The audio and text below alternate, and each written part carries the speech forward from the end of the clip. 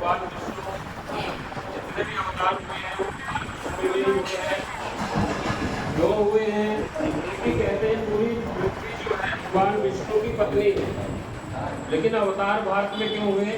बहुत से लोग ये बाहर के जो विदेशी लोग ये डाउट करते हैं कि ऐसा क्यों?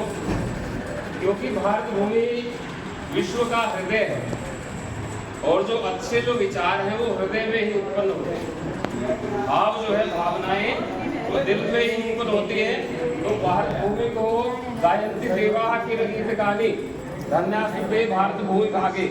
विष्णु पुराण में स्पष्ट है कि भारत जो भूमि है वो बड़े पूर्व पुण्यों के प्रताप से मिलती है। यहाँ जन्म हो जाना और जन्म में भी मनुष्य के रूप में और मनुष्य रूप में जन्म होके भी अच्छे लोगों का साथ हो जाना।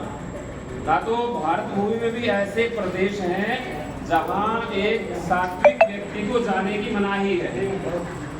धार्मिक यात्रा के बिना भारत के उन प्रदेशों में व्यक्ति ना जाए, ऐसा शास्त्रों में लिखा है।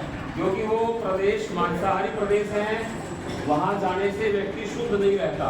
और कोई धार्मिक यात्रा के लिए चला भी जाए, कलिंग आदि जो बंग आदि देश है, चला भी जाए तो कहते हैं यहाँ आने के बाद घी से स्नान करो, गंगा जल से स्नान करो, तब व्यक्ति पवित्र होता है।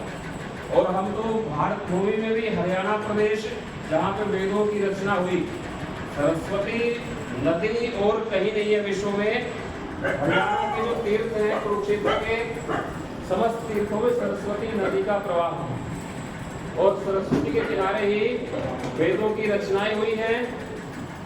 तीतरम जो गांव है, तैत्तिरीय उपनिषद वहाँ लिखे गए हैं, तैत्तिरीय शाखा वेद की, और बाकी ग्रंथों का भी निर्माण यही हुआ। धर्म क्षेत्र के नाम से हरियाणा की जो भूमि वो प्रसिद्ध है।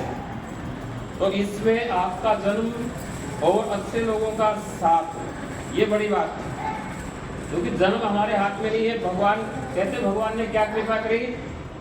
भगवान ने ये कृपा करी कि हमें मनुष्य के रूप में जन्म दे दिया। ये कृपा उसकी है और दूसरी हमारे हाथ में है। महापुरुषों के साथ बैठना, वो महापुरुष कैसे उठते हैं, कैसे बैठते हैं, कैसे जीवन जीते हैं, उनके पास रह के वो चीज सीखने में आएगी। कहने सुनने से नहीं आती। उनके पास बैठोगे घड़ी दो घड़ी तो मन को शांति होगी और ये दिखेगा कि इस व्यक्ति में कितने गुण हैं, ये मेरे अंदर भी आने चाहिए। क्योंकि भीष्म के बारे में है, अन्य महापुरुषों के बारे में भी, कि वो जब जा रहे थे इस पृथ्वी से, धराधाम से जा रहे थे, तो बड़े सात्विक पुरुष थे। और वो जब नरक के पास से गुजरे तो बहुत शोर हो रहा था और फिर शांति हो गई। और जब वो आगे चलने लगे तो जितने नरक में जीव थे वो चिल्लाने लगे कि आप थोड़ी देर और रुक जाओ, क्योंकि उधर से जो हवा आ रही है आपके शरीर से स्पर्श करके, हम लोग बड़े जल रहे थे अग्नि में। पाप की जो अग्नि है, हमें बड़ी शांति मिली। आप 2 घड़ी और ठहर जाओ यहाँ। तो इतनी शांति संत व्यक्तियों के साथ बैठने से व्यक्ति को मिलती है। और रोटी कपड़ा और मकान की चिंता में तो आदमी जीवन के शुरू से अंत तक लगा ही रहता है। लेकिन भगवान का जो स्मरण है, जो नाम है, और भगवान का जो स्वरूप चिंतन है, भगवान की जो कथाएं हैं, वो सुन करके हम उनको धारण करके जीवन से पार हो सकते हैं। जीवन कोई बहुत बड़ा नहीं है और जो रिश्ते नाते वो भी कोई ज़्यादा इतने महत्वपूर्ण नहीं है। जब यहाँ से विदा होते हैं, पता नहीं रहता कौन कब कहाँ किस अवस्था में अगला दिन निकलेगा ना निकलेगा। और हम ये सोचें कि बूढ़े होकर के हम भगवान का भजन करेंगे, ऐसा नहीं होता। क्योंकि आदत हमें शुरू से ही बनानी पड़ेगी। ध्रुव की कितनी उम्र थी? ग्रंथों में कथा आती है। प्रहलाद की कितनी उम्र थी? छोटी उम्र में ही वो ईश्वर को प्राप्त कर गए।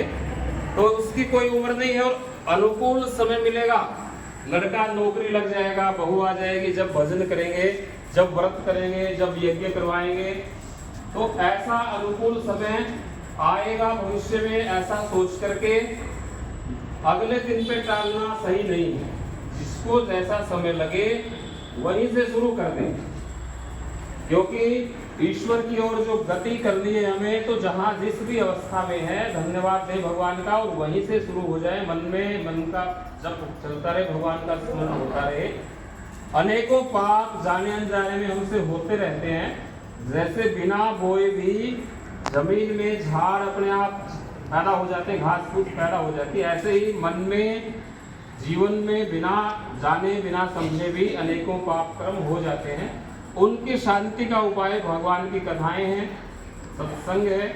तो आप लोग सौभाग्यशाली हैं कि इन यात्राओं में शामिल हुए, क्योंकि भगवान के लिए लिखा है कि चींटी के पग पायल बाजे वो भी साहिब सुनता है। छोटी सी चींटी है, उसके पाँव में पायल बांध दें और उससे कितनी आवाज़ आएगी, थोड़ी सी आएगी, लेकिन ईश्वर उसको भी सुनता है। तो आपकी हर गति हर कर्म को वो नोट रहता है और फिर पूछा भी जाता है कि आपने क्या किया, पूरा जीवन कहाँ लगाया, किस चक्कर में, और गए थे क्या करने। गर्भावस्था में थे जब उल्टे लटके हुए, तब भगवान को याद कर रहे थे कि हमें निकालो, मैं आपका भजन करूँगा, और पूरा जीवन लगा के फिर जाते हैं तो जवाब भी देना पड़ता है। तो जीवन कैसे सुधरे, उसके लिए भगवान धराधाम पे अवतरित हुए हैं।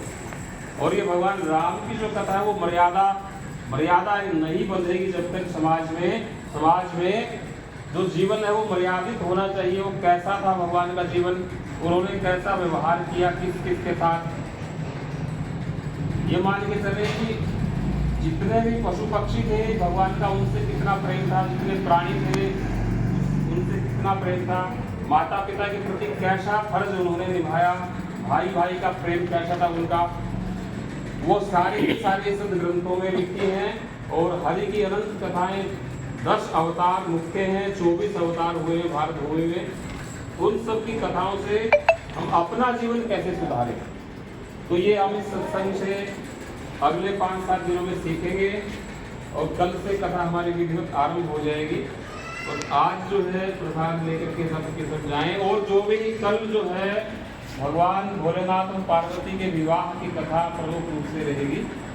जो भी आपके आस पड़ोस में है उनको भी लेके आएँ, क्योंकि एक से आधी घड़ी आधी से बुनियाद, तुलसी संगत साधु की कटे कोटि अपराध। एक घड़ी कलयुग में तो विशेष है, पहले हजारों साल तपस्या करते थे, यहाँ पे यदि एक घड़ी 24 मिनट है सत्संग में व्यक्ति बैठ जाए तो भी उसमें से एक आध कान में एक आध बात ऐसी चली जाती है जो पूरे जीवन याद रहती है और उस पर अमल करने से व्यक्ति पार हो सकता है। तो अपने आस पड़ोस में भी बुलाएं जो भी साथ में यहाँ आने के इच्छुक हों।